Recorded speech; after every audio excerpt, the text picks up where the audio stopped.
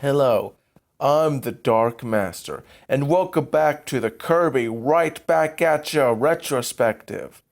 In today's video, we shall be covering Episode 11, The Big Taste Test, or as it's called in the Japanese original, Court Chef Kawasaki.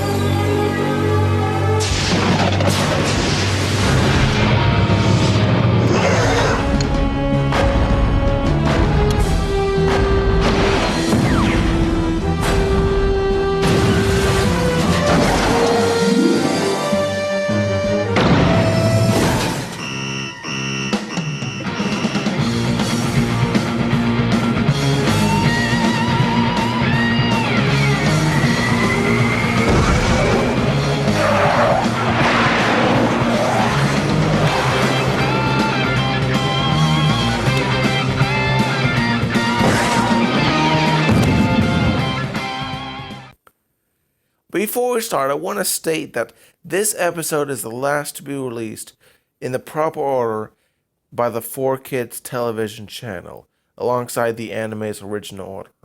For reasons I'm not sure of, the English dub would be out of order until episode 54.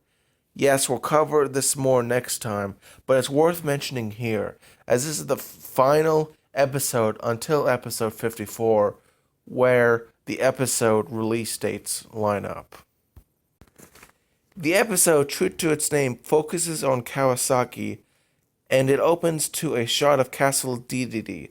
There we see Escargoon running through the hall to King Dedede, who is lounging outside on a balcony, suntanning with his jacket on. Some people complain about this, but it's really just a nitpick and really not all that important. Escargoon runs so hard and carelessly that he almost falls off the balcony. Dedede, slightly bothered by the snail's antics, asks Escargoon what's going on that has him in such a jittery mood, running all about. Escargoon tells him that the legendary chef Shitake, named Chef Osakani in the Japanese original. We'll discuss him more when he shows up. Dedede looks at the mail and asks who Chef Shitake is. Escargoon explains that he's a famous food critic in the Japanese original.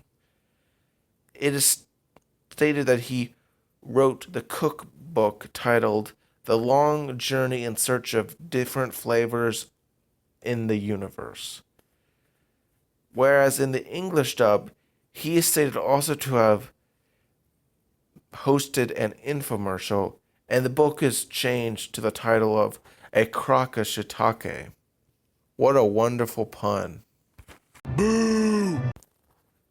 Dedede, having some nice shades on, freaks out when Escargoon tells him Shitake intends to come and critique the castle's terrible cuisine. Dedede, upset at the news and Escargoon's insults, orders the snail to get him something good so that the castle gets a good review. Escargoon suggests that they buy a pizza, but Dedede launches him into the air and thinks of a different plan to do. An interesting little detail of the scene is that the letter sent to Dedede is not written in either Japanese or English texts. It's some Mandarin-esque gibberish. Escargoon, unfortunately, falls back upon the king, and the king is really strong, man. I mean, seriously, think about how high he threw him. I mean, how high was that? Dedede, annoyed at the snail, suddenly has a devilish idea and gives him a devilish grin. After the intro, we cut to Dedede trying to turn Escargoon into escargot. Yes, he actually tries to eat his henchman. Pretty messed up, but not actually the worst thing Dedede does to the snail. Oh, we'll get to that later. This first fight with the snail has additional dialogue in the English dub The two fight with various cooking utensils, and Dee says some more creepy stuff. If that Shitake guy's coming here tonight, I'm gonna serve him up a plate of sizzling snail. Well, anyway, yes, he actually wants to eat escargoon. What the heck? Luckily, we don't see such deviancy by him, as escargoon grabs a package of pepper and throws it at Dee, which causes the king to sneeze and chase the snail around the kitchen, until escargoon reminds the king that he can't even boil an egg, which causes Dee to stop his vor-inspired rampage and decides to go to try and find someone who can cook.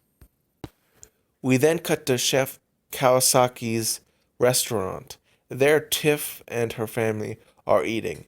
In the Japanese original, they talk about various previous past mistakes, like how Kawasaki cooked cake with salt instead of sugar, or when he failed to properly dissolve miso soup, which is a traditional Japanese soup which consists of miso paste and various vegetables.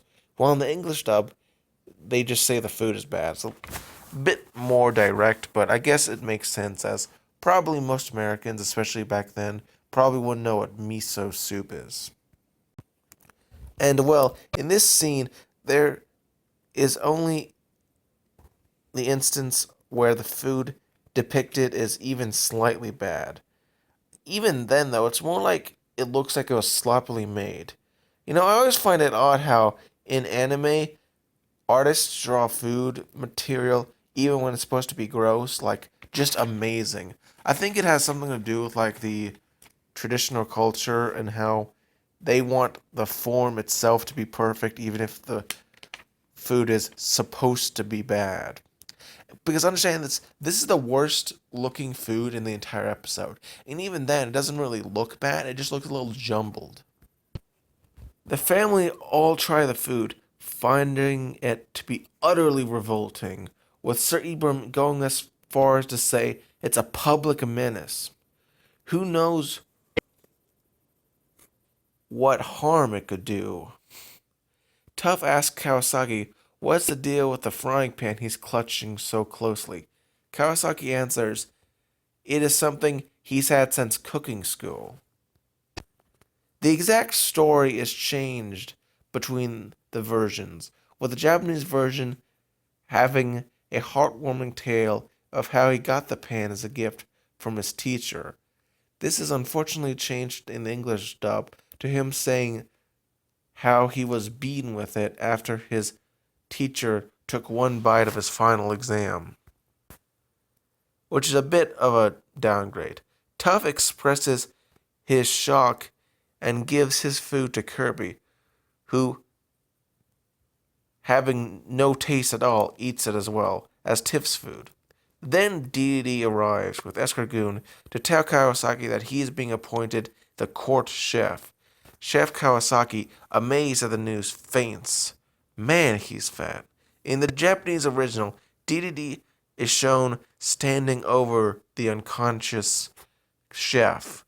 In the English dub, this is cut, probably for time restraints, so that it could fit in the American time slot. Though it is kind of sad because it is a bit of character, and it's a real shame that that's cut. Then again, though, it does make the episode move along faster, and that might be better for some people. Chef Kawasaki then has a dream sequence where he's walking proudly around a bunch of Waddle sous chefs. This short sequence is cut short when Dee tries the food, which is drawn beautifully, and it's quite amazing that 4Kids let this rice ball through. They're very infamous for usually changing that sort of thing into jelly donut. But according to Dee, let's just say the food is, well, This stinks! This too! Lousy! Putrid! Rancid! Treason! Even escargoon tries the food and calls it garbage. But I have to ask, what the heck? The food looks perfectly fine. The animation doesn't really work well with, like, the words being said, Tiff, Tuff, and Kirby all look through a door to see the king berate Chef Kawasaki. And berate he does. DDD lambasts him, saying, "How can he serve this food to Shitake?" Kawasaki is then shocked to learn that his old master is coming. Ironically, in the Japanese, he's just some simple food critic, which is an improvement in the English dub, as it makes Kawasaki's reaction more reasonable. Freaked out, Kawasaki runs out into the kitchen, shocking everyone as he runs past Escargoon, Tiff, Tuff, and Kirby. DDD paces back and forth, thinking of what to do. Escargoon laments the lack of good ingredients in the Japanese original. Escargoon is more specific, saying they could use quality ingredients to cover up Kawasaki's lack of skill. DD orders him to find some, but Escargoon says there are none. Then DD has an idea. Calling up the enemy sales guy, as always, he puts out a nice facade and asks if he wants a monster.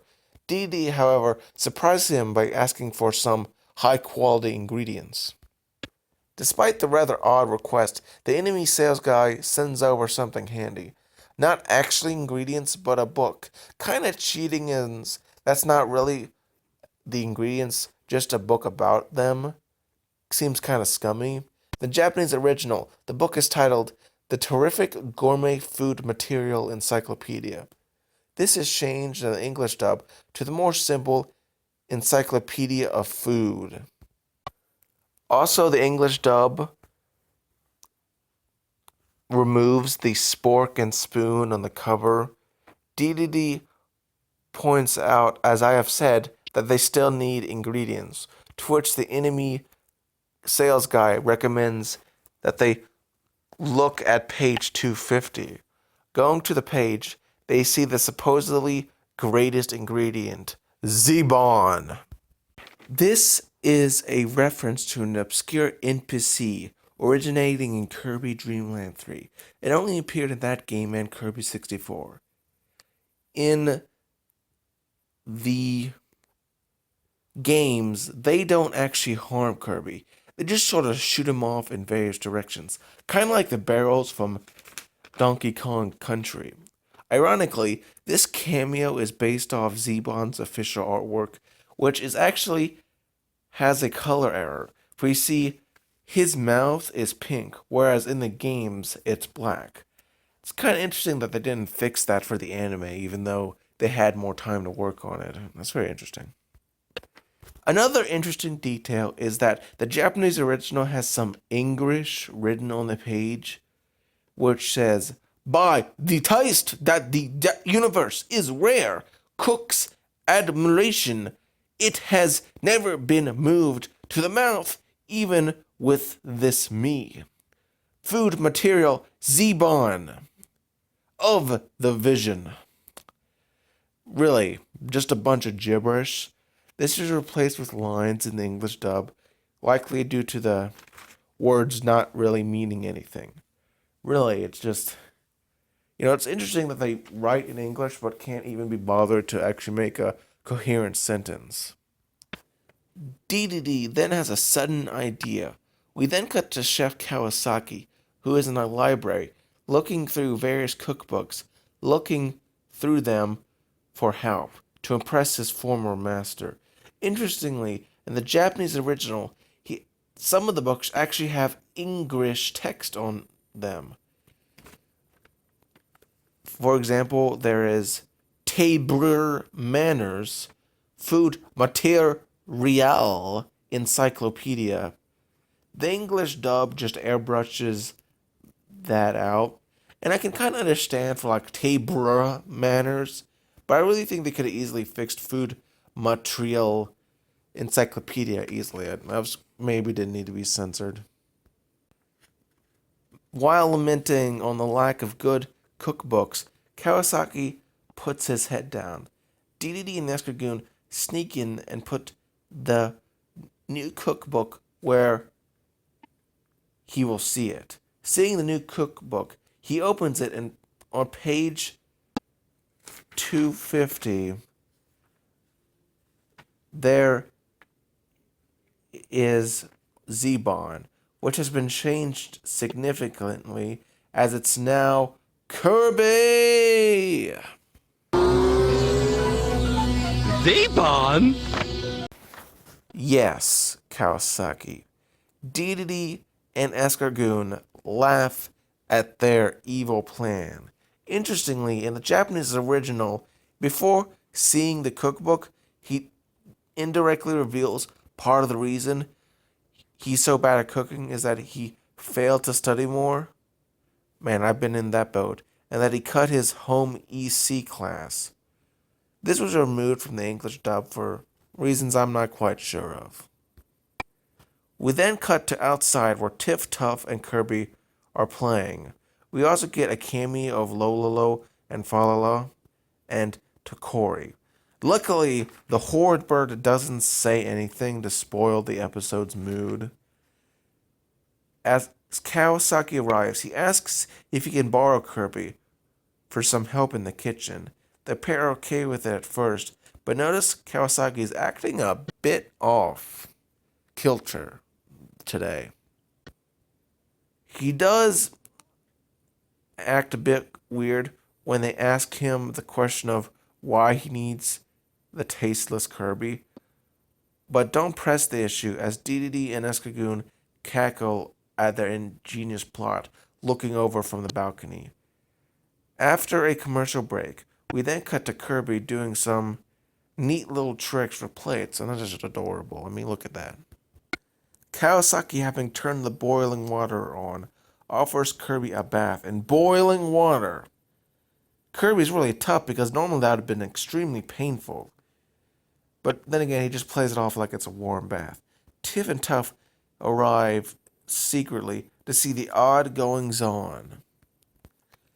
He then starts rubbing Kirby. Oh my gosh, someone call Chris Hansen on this Bill of the Fridge type action. Seriously, am I the only one that gets a little creeped out with this? Nice and tender.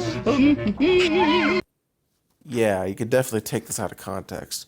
The two wonder what is going on as Kawasaki seasons Kirby with salt, pepper, and garlic. Having seasoned and rubbed both sides, Kawasaki comments on how Kirby's good enough to eat, which is just another red flag. He raises a club to put Kirby down like a seal pup, but Tiff and Tuff run in to the kitchen to stop him. They confront on how he could do this to Kirby. After all, the pink buff ball is done for the town, and considering that he's the only person who can actually eat Kawasaki's food. Though technically, so far he's only saved the town once with that octagon monster, but, we could probably extrapolate that the other actions he's done have helped town, so that's not really an issue. Kawasaki is conflicted with Kirby and his feelings for his former master. He kicks the pair out and locks the door. When asked why, he explains that Kirby's pact with Zebon, a material even his masters never tasted, and that with it he'll finally make him proud. Despite the siblings' pleas, Seth Kawasaki ignores them and goes to Kirby to finish the job. The pair wonder how they can open the door, but Tiff has an idea and the pair run away. We then cut to the castle's roof, where Dedede and Escargoon greet a helicopter bearing the famous chef Shitake. Now that he's here, let's discuss him for a bit. He looks like if Kirby ate a mole rat and copied its abilities. His name in Japan is Chef Osaka, which is named after a city in Japan, much like how Chef Kawasaki is a reference to another city. However, some people claim that the name change was done just for a joke, which I discussed earlier. However, that's not really the case. You see, shiitake is a type of mushroom native to East Asia that is often used in Japanese cuisine. Ironically, this dude of all people would get a surprise cameo appearance in Chapter 3 of the Kirby Quest side game of Kirby's Mass Attack. though he's much paler than in the show. As getting lost in the shadows will do that to someone, but still. Really, of all monsters, why did he get a cameo? I mean, seriously. Back to the plot, DDD welcomes Chef Shitake, who is voiced by Mike Pollock, to join them. In the Japanese original, there's a scene where DDD pours Shitake some 40-year-old wine. Shitake is relatively critical of it. This was removed from the English dub due to the explicit alcoholic references. Kinda a shame, as kids are not that easily influenced, and I think they can understand wine references that are not like endorsements. But I can also understand it because then again, this is for children, and you might want to remove some drug references. Though they actually do leave some of them in later in the series, which is kind of interesting. This is the last major scene cut from the episode. We then see Escargoon pushing a covered cart and gives Shitake what appears to be some sort of Caesar/potato salad. Of course, the chef finds it horrid, but says it's not bad. A bit of contradictory criticism there, Putty. DDD and Escargoon assure him that the main course will please him. We then cut back to the kitchen, where Mexican Meta Knight cuts the door open. However, it's too late, as Kawasaki and Kirby are both gone. Tuff points out a back door where Kawasaki could have escaped by. Tiff and Tuff run off to the dining hall where the passage leads to, whereas Meta Knight stays behind and inspects this ingredients book. He notices an extremely well hidden but easily removable sticker. Some may have criticized this, asking how odd it is that only Meta Knight would have seen this, but having seen some very high quality stickers attached to walls, if these things are applied right, it can be downright impossible to tell that they are stickers. Turning it over, he notices the book was published by Nightmare Enterprises. In the Japanese original, it's published by the Nightmare Press, a subsidiary of the company. I don't really have an opinion either way on this change, but it does slightly expand the lore in the Japanese version, so it's kind of a shame they got removed. We then cut to a bunch of waddlies somehow blowing horns even though they don't have mouths. DD announces the main course as Chef Kawasaki pushes a covered plate to his master. He serves it to him as Tiff and Tuff come just in time to see it. The king snickers as Shitake points out that Kirby is pretty raw. What the fuck is going on? Kirby awakens. In fact, he's so raw, shocking King Dedede, but making Tiff and Tuff happy. Chef Shitake shrugs and says he might as well eat it anyway. He does seem like the kind of guy who'd eat bats. Chef Kawasaki, however, decides he cannot go through with it and pushes the plate on the floor, getting Kirby out of the way of the mole rat guy.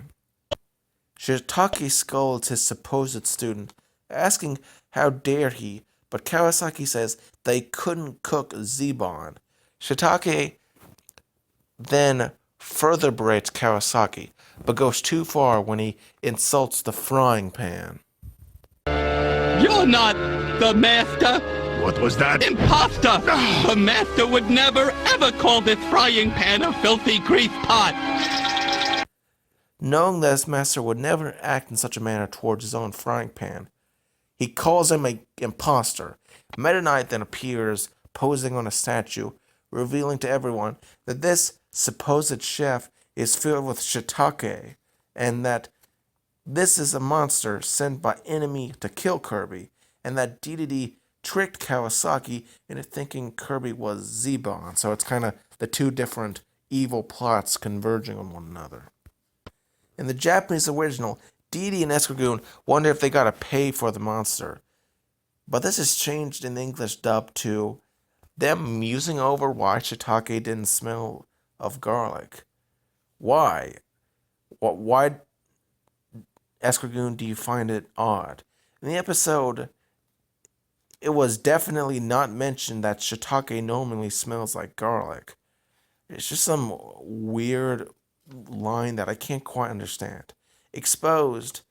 The fraud chef exposes his true form and... Ugh, man.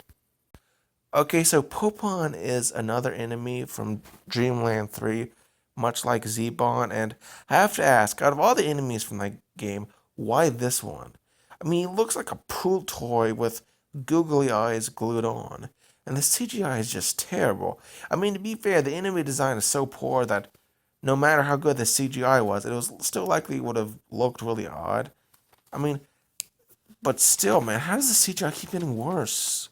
Like, I mean, first I thought Blocky was passable, and then Dyna Blade, but this, just awful. In the Japanese original, Popon can still speak in his true form and is voiced by Junichi Sugawara, who did a perfectly average job, though to defend 4Kids, nothing really of value was lost when they removed his ability to speak in the English dub. Nor did it really harm the episode. Meta Knight says Popon is a dreaded name, which, sorry, that is just silly. I cannot take him seriously as a legitimate threat. Enraged at impersonating his master, Chef Kawasaki attacks the demon beast, bellowing in quite a hilarious yell. Just listen. How dare you impersonate my master! Kawasaki, no!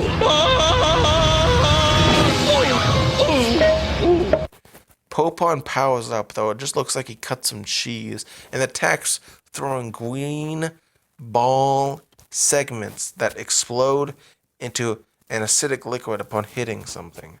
The group dodge this attack, and Dedede tells Monster to stop acidifying his floor, to which Popon just attacks him too. Tiff doubts even Kirby could eat those balls, though again in the games, Popon can easily be swallowed by Kirby, but they did make him bigger for the anime, so I guess it's an understandable concern. Meta Knight says they gotta get something to give Kirby the edge. Kawasaki looks to his side and sees his old master's frying pan. Popon tries to stop him, but Meta Knight cuts the monster into pieces. It begins to regenerate, but Kawasaki throws the frying pan to Kirby, who, upon instruction by Tiff, inhales the frying pan, turning into...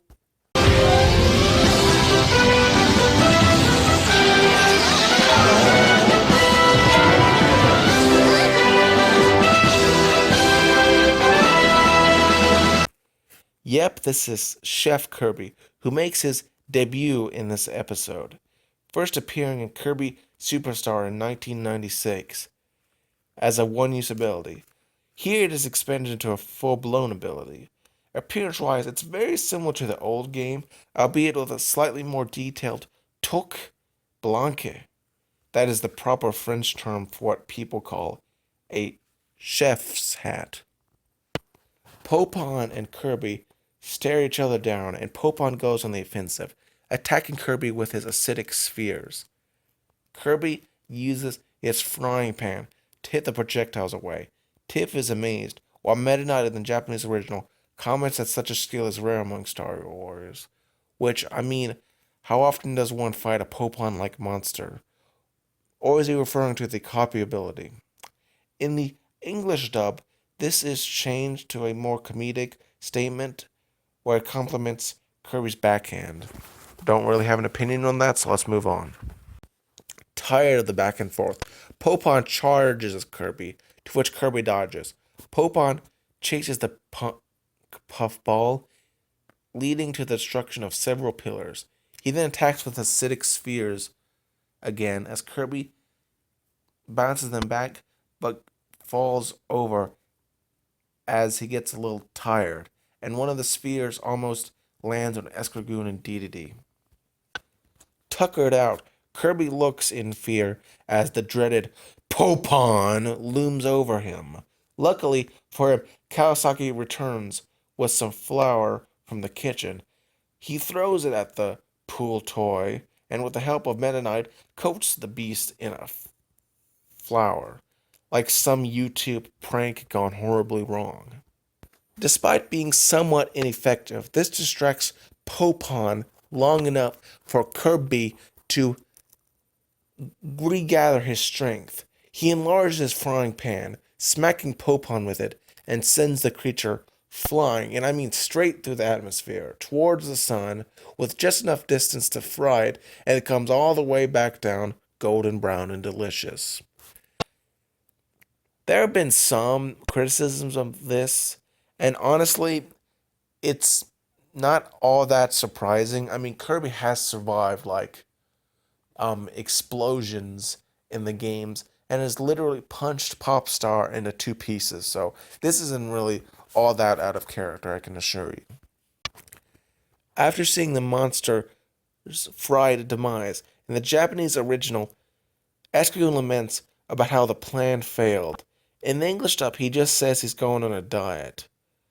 I can see why this was changed, as they didn't really plan for Popon to arrive. But then again, they did have the other plan, and that line would have still worked. It might just have been a little awkward. DDD, however, has a different reaction and runs over to try the fried Popon, despite Escargoon's warnings of it being fattening. Honestly, I'd be more worried about how acidic it is. I mean, did you see what it did to the floor? Though then again, people eat pineapple, and it literally has enzymes that will digest your mouth if you eat too much of it. And people still eat them, so it's not really all that surprising. It is apparently delicious, as the king declares to everyone, leaving pretty much everyone shocked that a monster could be delicious. Impressed by Kirby's skill, DDD hires Kirby to cook for the castle. In the Japanese original, he fires Kawasaki, while in the English dub, he just demotes him to cleaning dishes. In either case, Kawasaki collapses from dejection, and the episode ends with a confused Kirby checking out the badge, getting happy, and jumping in the air for joy. As always, let's go over the positives, the negatives, and my final thoughts. Okay, so right off the bat, I love how this episode gives Kawasaki more character, and in fact, he'll be getting a lot of episodes, and it is quite interesting how he's not portrayed as a pure villain, but he's also not a force of purely good. He's kind of conflicted on whether or not he should serve Kirby or impress his former master. And one could argue that maybe he gets too many episodes to him, but that's a problem for later, and we'll address that. Also, Chef Shitake is just a great performance by Mr. Mike Pollock, who you probably recognize his voice, even if I didn't name him. And even though this isn't the real Shitake, we actually do meet him, and this episode has a continuity effect on that episode. It's quite interesting. We'll get to that. I honestly like Cook Kirby and how he was utilized. It was interesting to me how the plot was a bit more complex than it is normally in this episodic series, as there are two different plots, one by the enemy guy who sends over Popon, and the other by King Dedede to have Kawasaki cook up and deal with Kirby. Also, while Takori is in this episode, he doesn't speak at all, which is always a positive because Takori is the worst character in the anime. As for the negatives, I have to say that while Shitake is a perfectly fine character, and as I mentioned before, we will see him in another episode, I have to say, Popon, the actual villain of the episode, is just terrible. The design is just horrible, even not helped with the poor CGI. Also, that scene in the kitchen is a bit odd. There are, however, some invalid criticisms that I have heard that I think missed the mark, and I'll discuss these in a little bit. Some say this episode plagiarized the Looney Tunes cartoon Shishka Bugs, which is a very short animation released in 1962. But to that I say, the two plots aren't really similar, except in the most vaguest of manners. Firstly, a king is being one served the food in the Looney Tunes short, not a food critic. Also, that animation is far shorter and the plot is far more threadbare. So really, I think these are probably pure coincidence. And even if he did get inspired by this short's over 40 years old at the time of release of this episode. And so, if anything, it's just a vague illusion, but I think this is stretching a bit. The second criticism is that this episode is some sort of vor fetish. To which I say, have you ever played the games? Kirby, and to a lesser extent King Deity, eat a lot. Like, I mean so much that it negatively impacts the local population. This isn't vor, this is just an accurate reflection of the games. And trust me, Deity does way worse to Escargoon later. And in a later episode, there's actually far more fetish fuel, if you think about it. That's episode 61, but we'll get to that later in this retrospective. Also, Shitake is a monster in disguise, so it's fine for him to try and eat something. Monsters tend to eat people. I'm not sure if you're aware of this. Two related criticisms are that why would DDD trust Kawasaki if he's a terrible chef? And that apparently everyone's being racist to Kawasaki. And the reasons for this, well, firstly, DD might have thought that Kawasaki had improved in time, because it's not known how much time passed between the last time DDD actually ate Kawasaki's food and this episode. And also, the reason why they say it's racist because Kawasaki's orange and looks different than the Cappies. And apparently criticism is they try to equate Kawasaki's cookings with, like, I don't know, spicy black or Indian food. To which I have to say, firstly, this is as absurd as we see others of Kawasaki's race, and they don't like his food either, and they're much better chefs.